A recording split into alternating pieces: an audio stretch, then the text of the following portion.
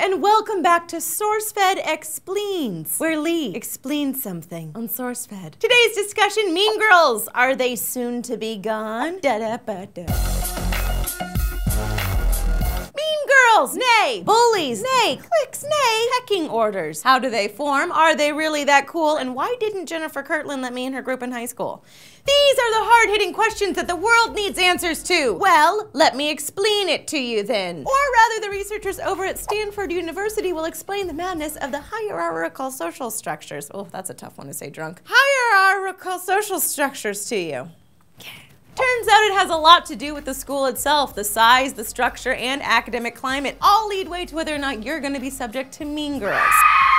For years, we've wondered why cliques happen. We just chalked it up to kids being assholes, which granted plays its own part. But it turns out that the size of the school is key. Researchers said large schools in particular lend themselves to far more segregation, and the schools that offer more elective courses and more academic freedom suffer from cliques the most. The schools that were more rigid and smaller usually foster friendships based on intellectual interests and common activities. Also, if you know, are mean to people and it's a small group, you got less friends. But the researchers also went on to state that this doesn't necessarily mean that small schools are the best. What it means is that we have a way to define what makes social segregation happen. And now we have a way to avoid it, meaning it's the end of Mean Girls.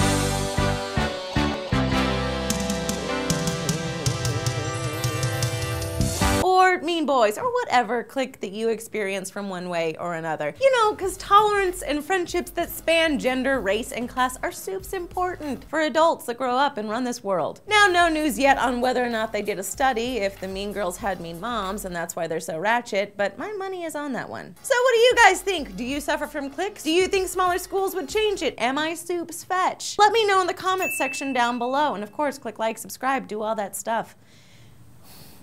I just don't know why she didn't let me in her group. You know, like that's like the biggest issue that I have with it. It was like, at the time, like I was cool. I had a mohawk. It was like a hat. I pinned. It might have been because of the mohawk.